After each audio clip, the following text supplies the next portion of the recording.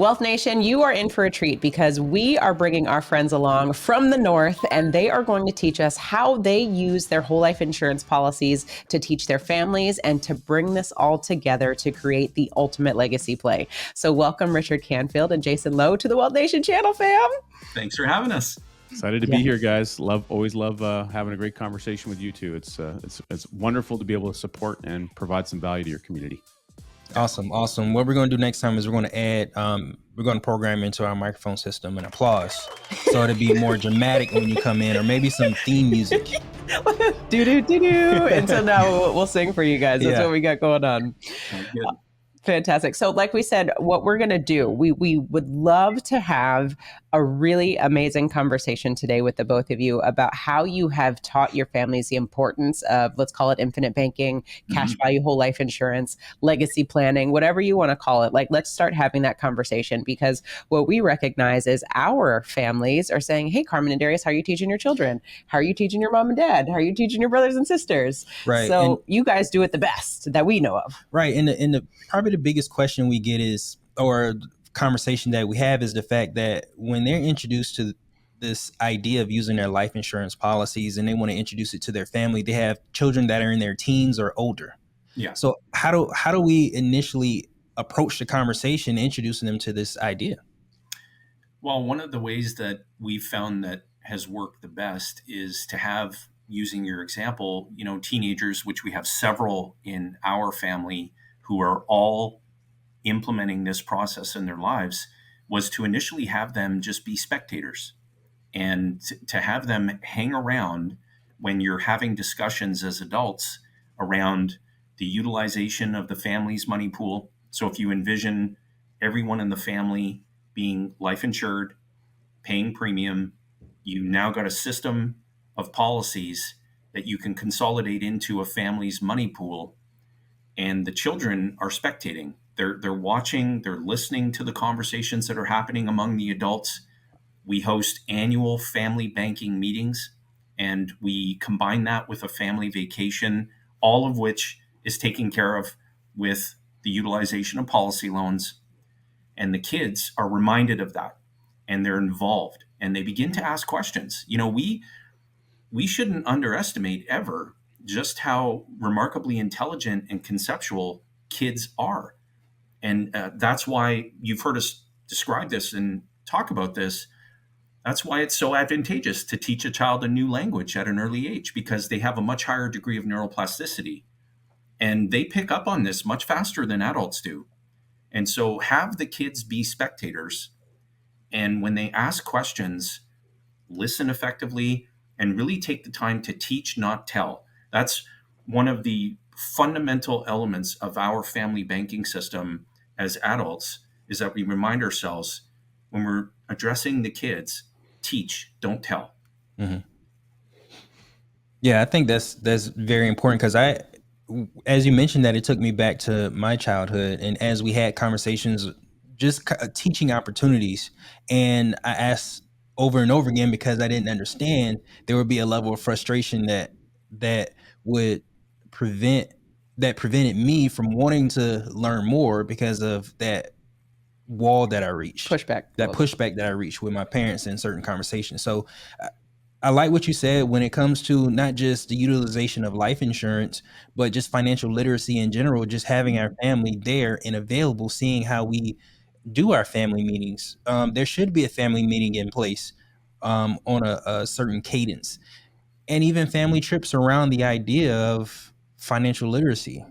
I mean, just at the bare minimum, even if you don't have a life insurance policy. I agree.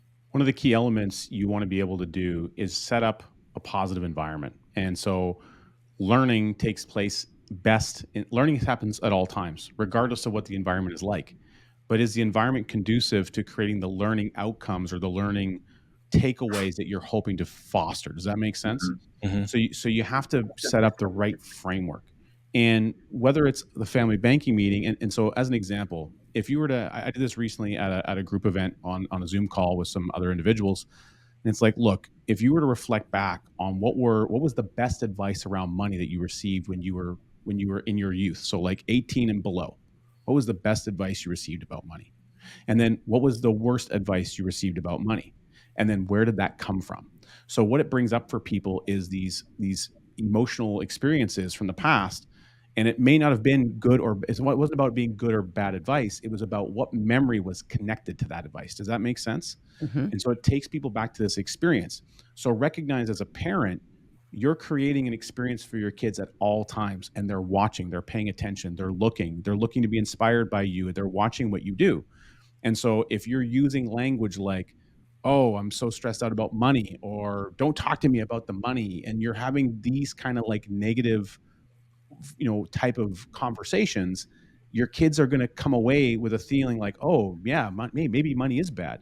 Maybe conversations about money are bad, or geez, that kind of got somebody upset. I really don't want to bring that up again. Kind of like what you mentioned, Darius. Mm-hmm. So recognize that everything that you're doing around money is an opportunity to teach, even if you aren't paying attention. Someone is watching.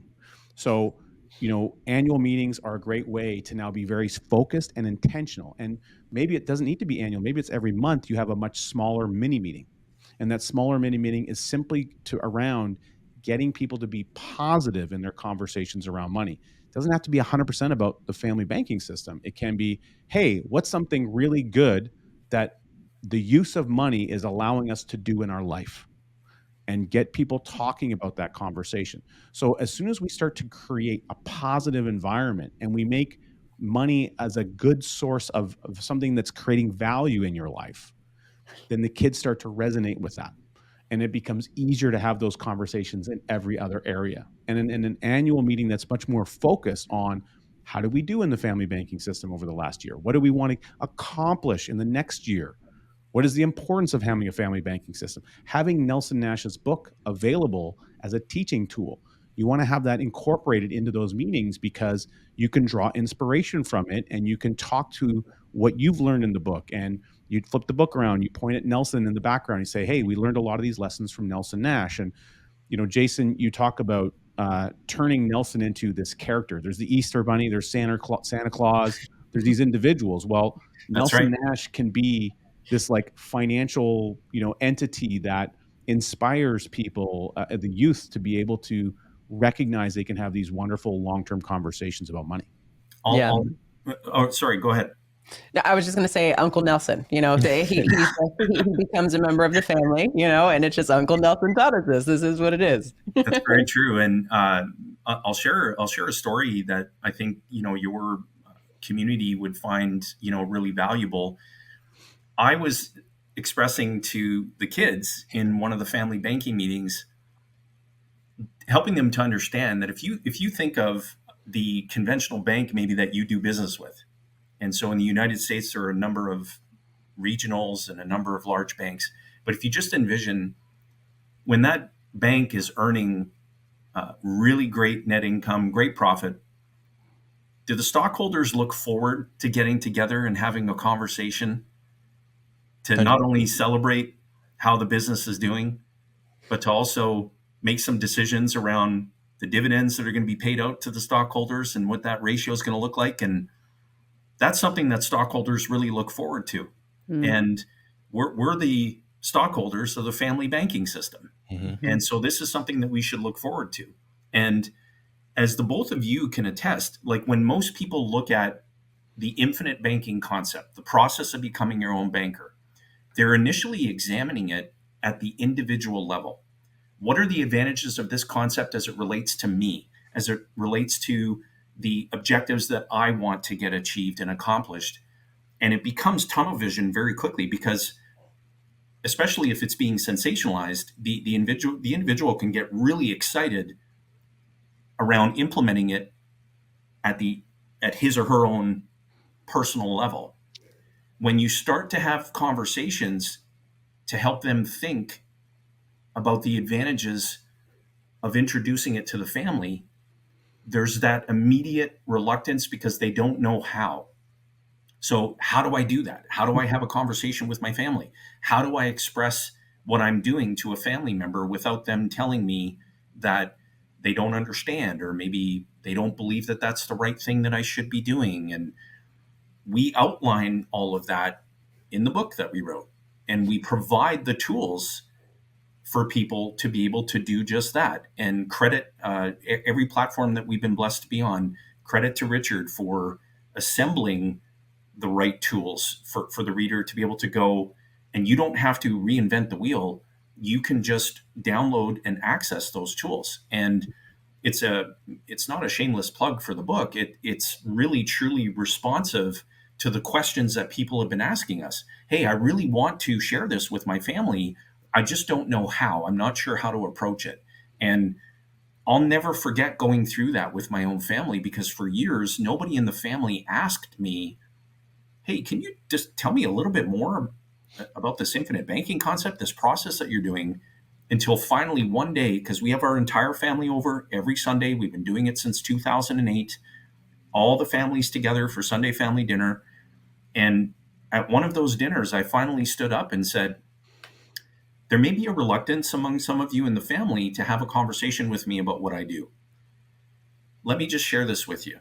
Here's how much capital is flowing back into our family's money pool every month. That opened up a discussion where other family members began to ask, can you expand on that? Can you tell me and describe to me what you mean when you say that if we need cars, business equipment, property, appliances, post-secondary education, the list goes on, anything that you would otherwise pay cash, lease, or finance, that you want us to shop at home? What does that mean? And then that was the catalyst that I immediately thought to myself, we need to introduce the family banking system, and we need to help the individual understand they have a lot of people who care about them, that would die for them, that would do anything for them. And they also have a lot of people that they would die for and do everything for. So why don't we introduce this process at the family level? And that has blown up, blown up literally. But it's remarkably outlined in the book. Don't spread the wealth, because you've all heard that expression, right? Make sure you spread the wealth, spread it around. We don't want people to do that. We want people to keep the money where it belongs, which is in the family, so that from that place you can bless other people's lives in positive ways. You can enrich organizations and people in the communities where you live and work, because you have the resources to go about doing that. Mm-hmm. Isn't that good? That's awesome. Now, the essential element to what you just said is the fact that you had proof of concept because of what you were personally doing within your own family. Yeah. Now, that doesn't mean that you can do this concept, you can buy a life insurance policy, have it sitting on the shelf, and then go and try to explain infinite banking to your family or the concept of infinite banking to your family with no proof. Right. Like, you actually have to be walking in this space in order to be the example to show to your family members. Mm-hmm. Well, and I think with all of our perspectives, right, since we have done this a time or two, you realize, that the first loan you get, your stride's a little different. You get that first repayment, you're like, oh, shucks, wait, this actually works. And then you just emanate I figured out something really amazing, right? And just that energy alone becomes contagious. And at the end of the day, we can all agree that throughout our financial journeys, we have had some challenges, and we've decided that we're sick and tired of being sick and tired, which is why we're looking for other solutions so that we can create abundance. Yeah. And one thing that you were just talking, Richard, it took me on a spiritual route, so just bear with me. I was thinking about ego versus spirit. So if we think about ego creates separation, right? So if we're fearful, we're going to be separate. We're going to keep our families separate at bay, right? When you're 18, peace out, homie. I hope you figure it out. And it's just, when we think about spirit is all about abundance and coming together and community and serving. And when we can just take that approach as opposed to ego and spirit and bring that into the family realm, the abundance is just unmatched. Mm-hmm. Absolutely. Well, and a couple of things, Darius, you mentioned, practice, taking the loan, getting practice. You guys both isolated that. If you've ever played sports, you have to first learn some of the tricks. That you got to learn the rules of the sport. You got to actually get on the field. You got to play. As an example, it's baseball. You need to understand what all the different positions are. You got to play a couple of games, and then once you've done it enough times, you might say, okay, I might be able to provide the knowledge I have and maybe coach someone who's never played the game before at all about some of the basic fundamentals. But if you've never played the game, you can't have that next conversation. Right. So if you want to have family banking meetings, you have to have been in the game a little bit. Yeah. And then additionally, when it comes to like kids and teenagers, my personal perspective is that people learn, generally speaking, more in a visual format. Everyone learns a little bit differently, but visuals tend to really resonate with people and they're memorable. So as an example, you go and grab a bowl from the kitchen. You have two different size bowls. A really big bowl that you put all the popcorn in when you're all sitting around for family, movie night, and there's the big bowl. Someone's got the big bowl, and then there's like the little bowl for somebody who wants to put like dill pickle in it or whatever. And you got these two bowls, and it's like, okay, this bowl represents the insurance company's money pool. This bowl represents our money pool as a family. And then you go get like a Hot Wheels car and say, okay, we've got a car outside. Now you want to go and access money. You got a kid as a teenager. They're looking at buying their first car. When you want to go buy your first car, here's the car. Where are you going to get? Where's the money going to come from? Is it going to come from which bucket? Which bowl is it coming from? Mm-hmm. And you get them to connect with like these physical elements so they can see. And then you could even use like some Monopoly money or just cut some pieces of paper as a representation of money. Say, okay, so now you're going to make payments back for the car. Where are they going to go?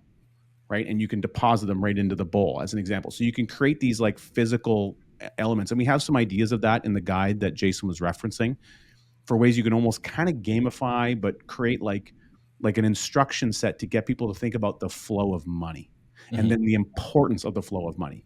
It's not about an insurance contract or whole life or policy loans. All of these descriptions, which are very industry specific, have very little, almost nothing to do with the process of banking. They're simply descriptors that are utilized to identify the dynamics of a product. But when it comes to banking, we're just talking about the movement of money. So we don't need to get into all that other stuff. And that simplifies the process for people to understand where's the money flowing to and who ends up retaining all the money. Mm-hmm. Awesome. That example could work for adults, because I think we tend to just over conceptualize and get too into the weeds, like you said, in the vocabulary and whatnot. Like, just bring the bowls back in the Hot Wheels car. Let's have some basic understanding of the flow of money. So I love that. Thank you for bringing that in, Richard, because I was actually going to say, like, what are some tangible exercises that you all have used to especially teach your children? Right. Now, and I like the fact that, as I put myself in this situation and I think about my family, I'm the youngest in my family, and so is Carmen. So instead of us, and we have a 4-year-old. So this works down to our 4-year-old. But when we think about it working up to the older people in our family who are set in certain ways around money mentally, that's the uphill battle. So how do you address the people set in their ways, like our parents, as an example, who look at us as the younger child or the child that's always, out in the world experiencing things and traveling around the world? Like, how do you we don't want any of your voodoo, basically. Oh, right. y'all into some different stuff all the time. I don't know if I want that. It works for you guys because you're young. It just reminds me, to answer your question, it's helping people develop an understanding of the problem so that the solution actually matters to them. And it's just engaging in really thought-provoking conversation so that they can really arrive at the problem all on their own. And then you can begin to have a great conversation around the solution that you've already been implementing and why it matters to you. And that may resonate with family.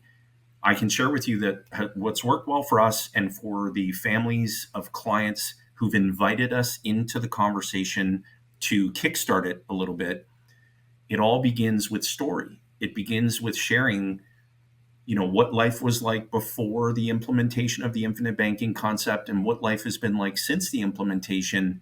But before any of that, it's getting those family members to think about their thinking. And you remember what the late R. Nelson Nash often said, that most people would rather die than think.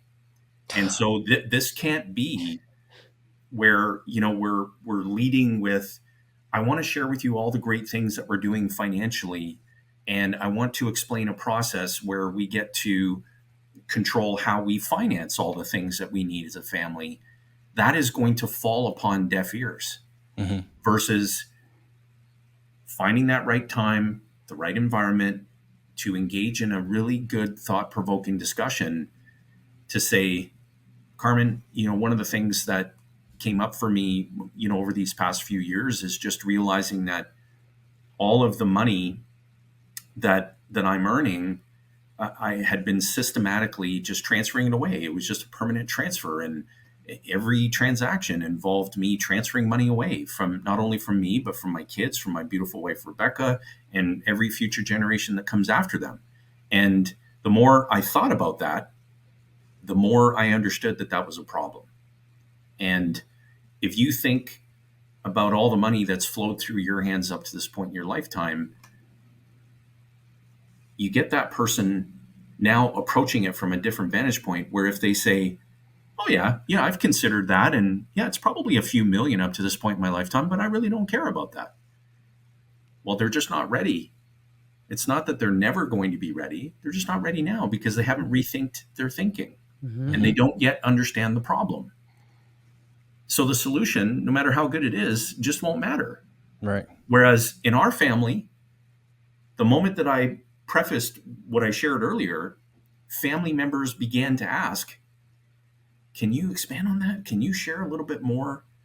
Because that was really interesting to me to hear that, like, shop at home. So like, if we need to buy a car, can we come talk to you about that? Yes, absolutely. On two conditions. One, everyone knows the conditions of our family banking system. When you borrow capital, you repay it at an interest rate of 10%. The rate's not subject to negotiation. It's 10%.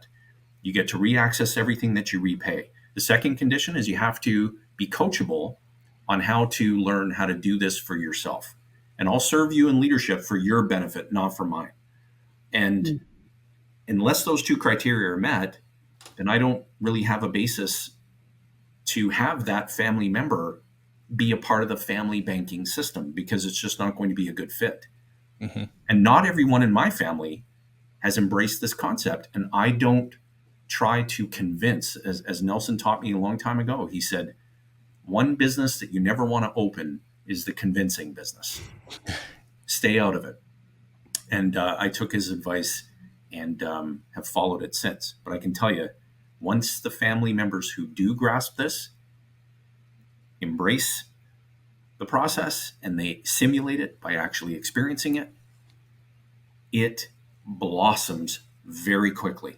We started with one policy back in 2008, and then a second, and we have 78 policies in our family banking system today, 27 individual lives insured, $1.356 million in annual premium, $85,000 a month flowing back to the family's money pool, just as a result of shopping at home. Add that up over the course of a few decades, assuming nothing changes, and the four of us can agree that's a considerable sum of money that would have otherwise been permanently transferred away from the family. Numbers don't lie, fam. That's phenomenal. Thank you for sharing that, Jason. And people need to hear this, because, right, again, we're not just talking concepts, we're talking reality. Yeah. And when we take the quick moment and just think about our own personal economies, like if we just look at everyone who's on the screen, we all have income. We all have financial needs and things that are going on. And if we were to just keep the money in these squares, right, we're able to do so much more together than to be separate. Right. So thank you for continuing to reiterate that. Another component around, working as an example with like parents or grandparents, and, you guys mentioned being the youngest in your families. I'm also the youngest in my family. And, at some point in time, family members have a preconceived idea of their relationship with you in relation to past experiences that they've had growing up, whatever that is. Changing diapers. And so as you grow and develop, they don't know what you're learning. They're not learning what you're learning. Their mind picture is still of these past experiences. And so sometimes it can be hard to make that jump and that leap. So the way that you can help facilitate that is to prove through your actions how you're doing things differently. So actions speak louder than words. But another example of maybe connecting family members into that, and if it's not directly around family banking, it's like, hey, here's an example of maybe you needed to borrow money, let's say, from a parent, but you offered to do it in such a way where you paid them a really good return that's better than what they're getting on something else. When I say return, what I mean is cash flow, stability. And then you do it with an agreement, with a written contract. So rather than suggesting all those things, you just show up with those things. Does that make sense? Mm-hmm. So you're showing how good fences make good neighbors. You're implementing the steps and the elements by which family banking can take place without the conversation of family banking incorporated in it. But it's likely to create conversation. Do you see what I'm getting at with there? Yeah. And then if you can establish, hey, what's another area that maybe we could do that with? Like, hey, you know how you guys have that mortgage that you have there, and all the payments went to the bank that you gave all those mortgage payments to? We've got a mortgage here, and I would much rather give all of that money and all of that cash flow to you to help support your retirement. Is that something you might be interested in? And then just hypothetically, if one day when you guys are no longer here, maybe all those payments would actually bless your granddaughter, as an example. Mm-hmm. Do you see how you can make a linkage that actually bypasses you? Because right now, if you've got kids and there's grandkids, their relationship is more. The relationship with the grandkids is a little bit more important than the relationship with you for a lot of grandparents, right? Oh yeah, that's a whole nother video. Well, I would add to what Richard said and offer just an additional perspective too. So you have both experienced this, given your remarkable presence on YouTube, which credit to the both of you. And as I've shared with you before, like, you've done an exceptional job, with that, and you're blessing other people's lives in a really positive way. But I think you would both agree that there's a bit of an overabundance of confidently expressed bad opinions. Would you agree with that? That's a very political way of putting it. Yeah, that was the nicest way I've ever heard something. We are Canadian, so. What I share with people, including family, right? When I mentioned earlier that not everybody in the family. So we're not describing an outcome where everyone in the family just immediately embraces, this process of becoming your own banker, the infinite banking concept. And when I encounter this, confidently expressed bad opinions, I'm always now finding myself in a place where I really want to understand. I don't want to pay so much attention to the conclusions that people are drawing. Like what Nelson said, you can take a little bit of information and reach an absurd conclusion. Mm-hmm. I don't really want to pay attention to the absurd conclusion. I want to understand the reasoning that led them to that conclusion. And that often gives rise to a very powerful question that I would encourage you both to adopt. Is that your truth or the truth? Oof. You should only buy term and invest the difference. Dividend paying whole life is a horrible place to store money. Okay, that's an interesting conclusion that you've reached. I want to understand how you got there. But is it the truth or is that your truth? I'm curious. I just want to have a conversation. If it's somebody that I just want to really understand their thinking. Isn't that good? It's so good. Yeah.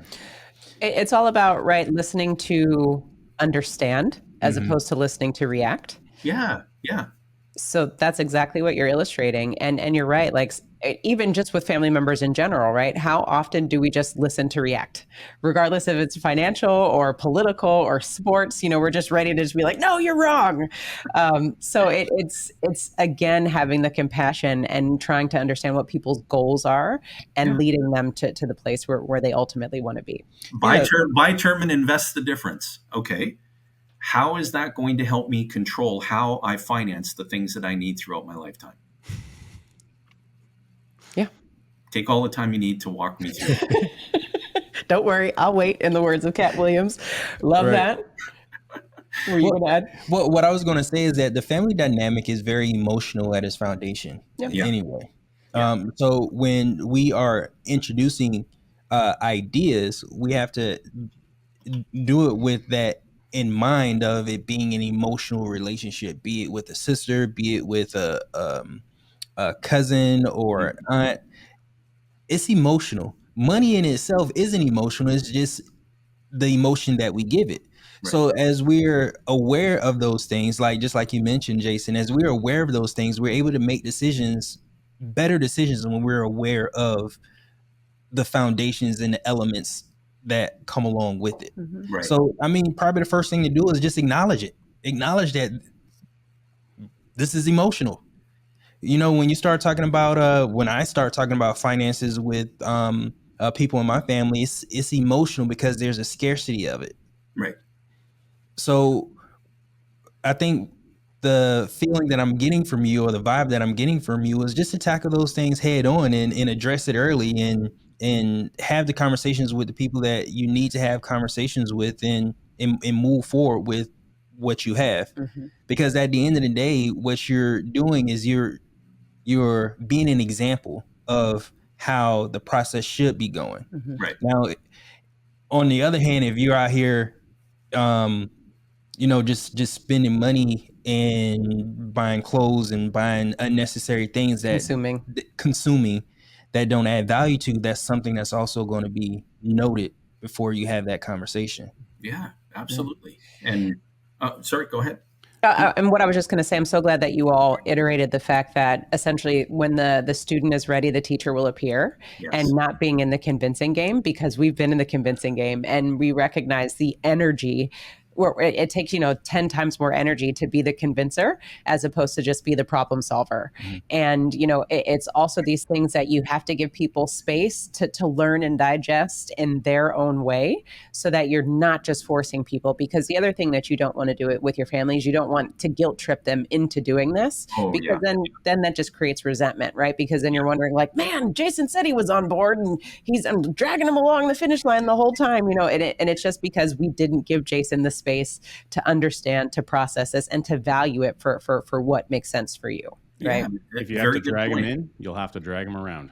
Very good point. And it's again, when you're dealing with your family and you want to introduce them to this process, it's really tapping into not only helping them to develop an understanding of the problem so the solution matters to them, but it's also tapping into logic and just having really good logical conversations. I'll give you an example that takes me years back now. One of the questions that I asked our family at one of our first family banking meetings to get everybody in conversation was to take a moment and to write down all of the disadvantages of keeping money in the family.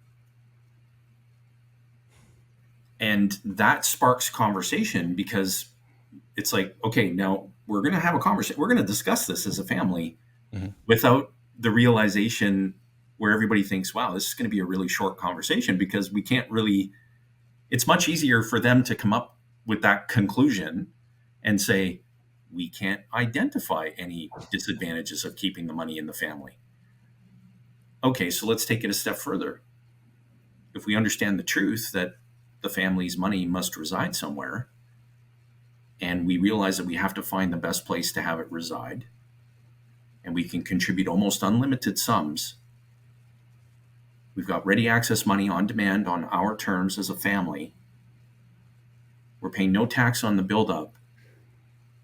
We're receiving a tax-free windfall of death benefit exactly when the family needs it the most. Logically, one of the questions that we need to ask ourselves and have a conversation about as a family is, how much of the family's money do we not want residing there? And let's ensure that we identify a specific number. Well, again, that gets the family discussing it, saying, well, wait a second. I'm not quite sure that I would identify any sum of money from the family that we don't want residing there. And now you're having a discussion around the fact that you can't get it all in there overnight versus should we get any of it in there to begin with?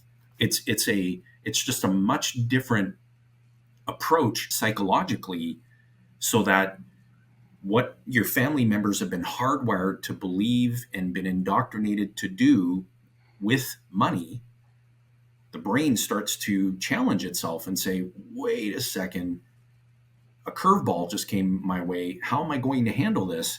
And then the logical side of the brain says, I got it. Mm-hmm.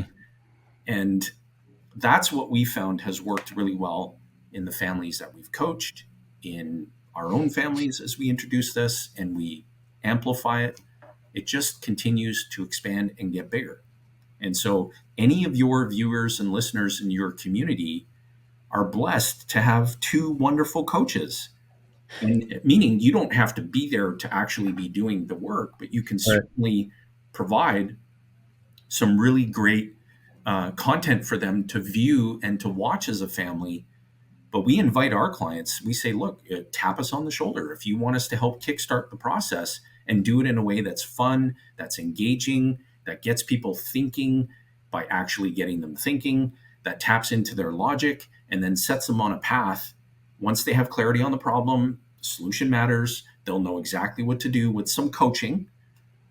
Tap us on the shoulder. We're happy to help kickstart that process with the family. And then Richard took it a step further, all credit to him. And he said, why don't we just assemble some of these key tools and give it away mm-hmm. when people get their hands on the book. And this book, again, this is like shameless plug, but show it. This book. So check this out. So we have a rule, and that rule is Chicago to Toronto.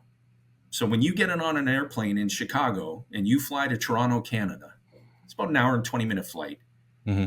You should have this book read from start to finish. Amazing. And the feedback that we're getting from readers, which thank you, we're humbled, we're very blessed, and we appreciate everyone who reads the book and gets value from it. They're using language like that. It was a quick read. Like I got it done in less than 2 hours. And it's like, yes, okay. That was exactly the intent. But look, there's a lot of great books out there, none better than Becoming Your Own Banker, authored by the late R. Nelson Nash. But we wanted to share this with your community because this is going to have a real measurable impact on what you're already serving your community to do. And we know the authors too. They're two really, really nice guys. Very super nice guys. So make sure you check the link in the description for don't spread the link wealth. To the book.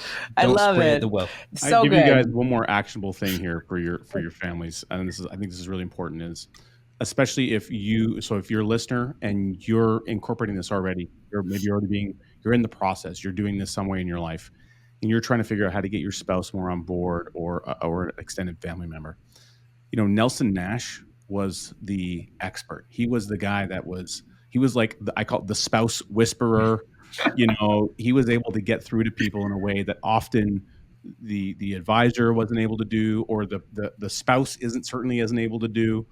And I think that one of the best options you can do, and so this is something I encourage for my own clients. Look, you're having a conversation with your spouse. She's not really fully on board, or he's not really fully on board. I tell you what's their favorite beverage? What's their favorite snack? Go and get that stuff. Sit down for 60 minutes and cast this video up on the smart TV and watch the Nelson Nash documentary film. Make sure you set up the right environment for learning and a discussion where it's going to be fun. It's a nice, cozy movie night. It's a documentary film. And then you are setting the stage to be able to have a conversation about what's possible, because you can learn about it through Nelson's experience. And you can see it through those interviews that happen there about what's possible. There's no discussions about the inner workings of an insurance policy and policy loans and like all of this claptrap that gets people so horribly distracted. The words insurance alone just kind of poisons people's mind because of a preconceived idea. But if you just let Nelson do it for you, you don't even need to be in the room, and a great conversation can take place. And so similarly with parents, hey, go and sit down with them. Maybe they like watching documentaries. Hey, I found this documentary. It really inspired me. I'd love to sit down and watch it with you and get your take on it. That's a way to open the doorway to a conversation that otherwise isn't happening.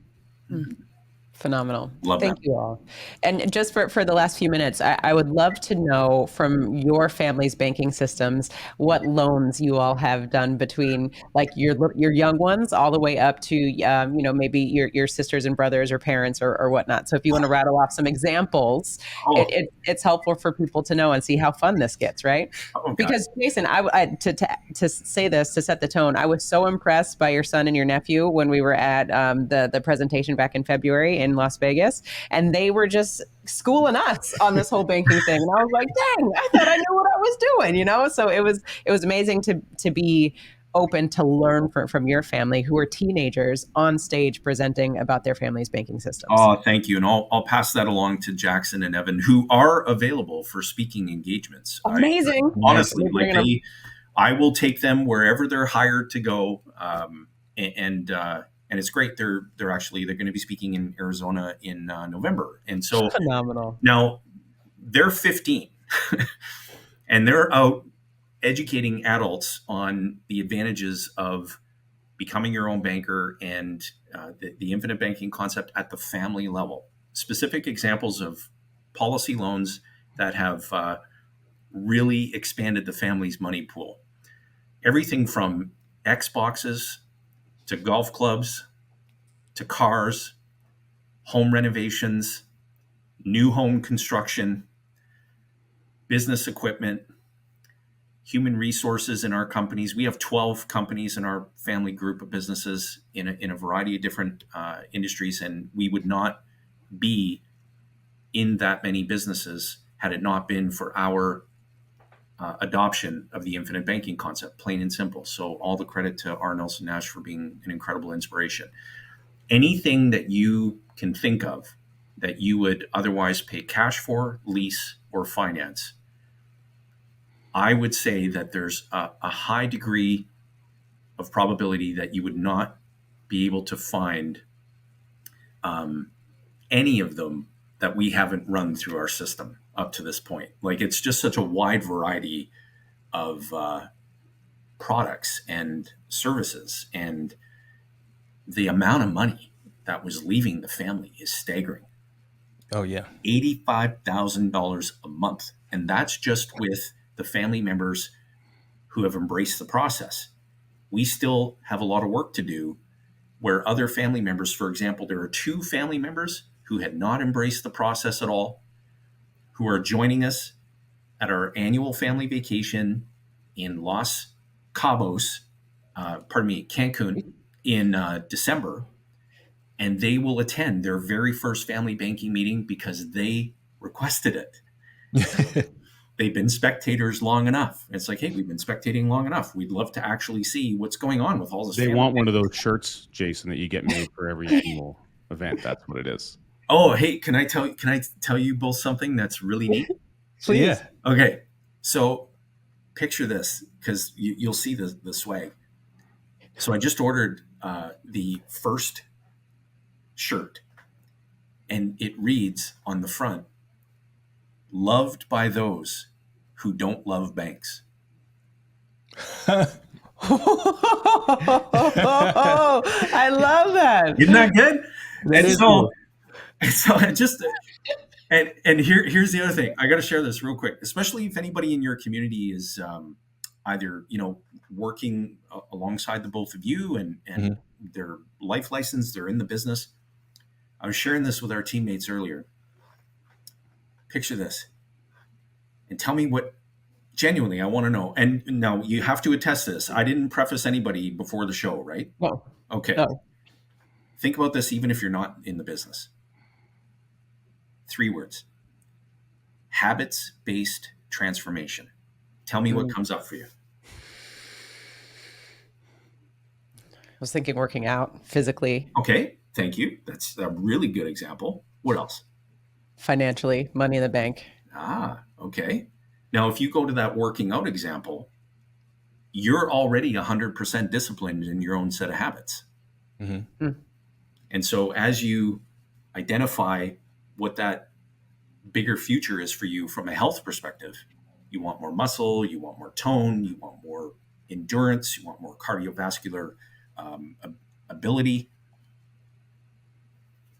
Would you agree that you have to execute to a very specific set of habits in order to transform? Totally. Right. So that applies at the family banking system level. It applies at the you and me level, and whatever it is that we're pursuing in our lives, whatever we want to achieve, it's all grounded in habits-based transformation. Right. And then even if you, as you were talking about that, what came to mind, I was thinking about the what gets you to your habits is your thoughts plus your experience equals your habits. Yeah. So if we think about the inputs that we're putting into our mind around our finances and the experiences that we are then met with through those thoughts, that is what kind of dictates our habits. So I think what you're talking about is a maybe not even a cheat code, but just one of those things where one of the themes to this conversation is the awareness around what builds habits. Oh, totally. And I have to give a big shout out, amazing credit to my coach, Dan Sullivan, who founded Strategic Coach. If you don't know who Dan Sullivan is, you should. And on Monday in our free zone coaching, Dan Sullivan reminded me of something. He said, when you come up with something that you're going to, help people with, coach them on, you have to uniquely name it. Mm-hmm. You wouldn't have a child and not name the child. Hey, congratulations on your newborn. What's his name? Newborn. Like, baby one. Yeah, baby one. When we were engaged in this discussion, so in other words, whenever, and this is great advice for the both of you, I hope, and for your community too, if you're involved in creating things that are valuable to other people, uniquely name it and then trademark it right away. Like the trademark for habits-based transformation was filed yesterday, and there's going to be a book, there's going to be a platform, oh God, I'm so excited about it, I can't even tell you. And so you heard it first, fam. You heard it first here. Habits-based transformation. And credit to one of my colleagues in the Strategic Coach program who had expressed, we were just having this discussion, and he said, this is, I can see that. I can see habits-based transformation. You just see it. It just makes perfect sense. And that's what all progress is grounded in. Mm-hmm. And if you can't measure progress, you can't experience it. Right? So it's, I can't even tell you how excited I am, but you don't have to, we can tell. And we're going to put, you know what? We'll do this too. We'll put this on, if you all want to do this for your community, the loved by those who don't love banks. That might be like some really nice, some swag. It would look good. It look good in some white and some gold lettering. Yeah, absolutely. Can we get our version of it? Need some licensing this way? Yeah, that's what I'm saying. This is collaboration in action, right? And so what I want to leave your community with is a few things. So one, everything begins with the way that you think. Mm-hmm. And unless you understand the problem, the solution just won't matter to you. And so if you think back, and Carmen, Darcy, you can think back to this as well. Nelson said it best when he said, look, I would just ask a prospect to get the conversation started. Have you ever thought that there's just something fundamentally wrong with the financial system out there today, but you just can't quite put your finger on it? Mm-hmm. The key part of the question, have you ever thought? Because everything begins with the way that you think. 100%. And get your hands on a copy of our book. You'll be like, I'm going to make a comment about the trademarking that Jason did. And so similar to the book, if you'll notice on the back of the book, there's a QR code back there. There we go. Now that QR code reads protected by Easy IP. So it's not an official trademark, but a friend of ours, the book publisher who helped us with this, Kerry Oberbrunner, shout out to his team. He's created a great platform called Easy IP. You can go to easyip.today. And for $99, you can register an idea on the blockchain with an immutable timestamp. And you can get a QR code so you can put it on documents and things that you're making. If you have an idea and you want to present it to someone, we'll go and secure that idea first. And it's a little bit cheaper than your trademark. It's not an official trademark, but it makes it, now you can still continue with getting the trademark done. That's a nice way to just secure an idea that you have. For any business owner, we'd encourage people to do that as well. Fantastic. Awesome. And before we go, Richard, I wanted to give you a moment. What are some crazy or traditional loans that you've done with your family? My kids are young. They're my daughter's about to be 7 here in about a week, and my son will be 9 in December. And so with the kids directly, we haven't done a lot of they haven't done any loans yet, but we are working on the home economy system. So they're earning some money for doing gigs around the house. Oh, yeah. So we're implementing a lot of gig activity at the house. What we have done though is things that benefit the family. And so one of the key ones was a big lesson for us. We did artificial turf. So outside of my window over here, I've got a section where we did artificial turf because the lawn had been destroyed. It gets really hot this summer. It burnt the grass. So it was like walking on straw. We have a couple of big dogs. They had destroyed it, during the winter season, which is very rainy here. And it kind of just was a bit of a mud pit. And like the kids couldn't play soccer. There was all these like catalyst level of life enjoyment aspects that we couldn't implement as a family because of the quality of our yard. And you spend a lot of time in there. So you're like all this time that we're spending, but we're not getting all this benefit. So we did kind of like I had a benefit discussion with my kids about how, if we kept this going, what's that going to look like? My wife and I made the decision. It's about $12,000. We took a policy loan. And in fact, I even discussed it with the contractor and sold him a book. So, but the end result is that we watched these guys come and do all this work. They had to work for 4 days, basically. It was all wheelbarrows. They had to haul all the stuff out. They had to haul rock in. They had to pack everything down. Like it was a big, big project. And like, well, we could have done this on our own, but then how would my back feel? You guys would have to learn how to use a wheelbarrow. You're pretty small. You wouldn't be able to lift as much. We need to rent a truck because we don't have one. Like here's all the things we would need to do to accomplish this objective. Or we can pay these people because they're providing value. So I talked about a value exchange. Yes. So incorporating this loan and the family. So anytime that we're on the lawn, if we're just sitting there and we're on it, and let's say, hey, do you guys remember when we didn't have this lawn? I can bring them back to that lesson in those moments, right? Mm-hmm. And so that there's a connection that's made because I took the opportunity to make it a big deal and a big discussion. Yeah. Mm-hmm. So we are going to be having our annual family banking meeting here in November when we go to Mexico. And that's going to be where we're having that discussion. Because my kids are young, we're probably going to keep it to around 30 minutes again. We're going to make sure we have a treat for them. Mm-hmm. We're going to wait till it's late in the event, if we're there for 7 days, it'll be on late day 5 or 6 or whatever, so that we can talk about all the experience of being there, because that will be funded. That vacation will be funded by a policy loan. Love and it. My kids understand that when we take money from the family system, they don't know anything. They don't even know what the word insurance means. We take money from the family system, we have to pay it back. And we have to put more back than when we took in so we can use it again later. It's very simple and very basic, but we're going to get them to relive. Hey, what did you enjoy about being here? What was important about being together as a family, and all these kind of lessons. So from their words, what are they taking away from the experience and relating that experience to what allowed it to happen, which was the family system.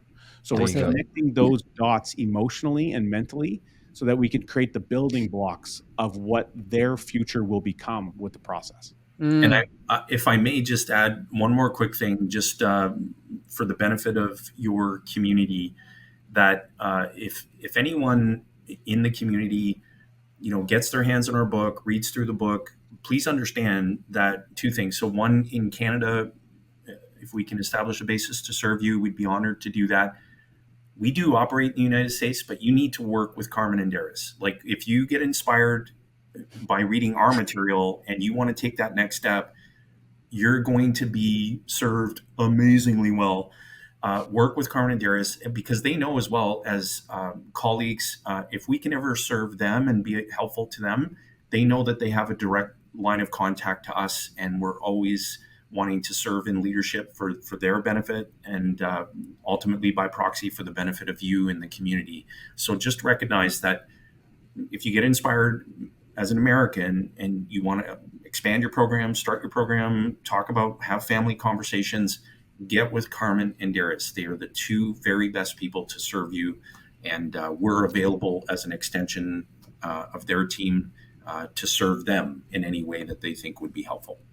Thank you. Oh, thank you. Thank you, family. I love that. See, it's all about service. Abundant, right? We're just abundant thinkers, and we just want to serve. And you just never know what happens when you open that big old heart of yours and serve as much as you can. Good things happen. You never know what happened. Abundance happens. Good things happen. Amazing things happen. Any last words, gentlemen? Stay awesome. Working on it every day. Thank you. Read Nelson's book again if you haven't picked it up in a while, and if you haven't read it at all, then go get it and then read it, and then watch the documentary film, and then contact these guys. Absolutely. All the links will be below. Family, Jason and Richard, thank you so much for being with us. Thank you for sharing. We would love to have you again, because again, we just need to continue having these conversations and thinking abundantly of how we can spread the word and not spread the wealth, right? Keep it in the family, keep it in our systems, and continue to motivate one another to just create abundance within our families the best way we can. Right. Amen to that. So if you want to check out another video that we did with Richard, similar to this one, check out our next video. And don't forget to own your own lifestyle. Or someone else will.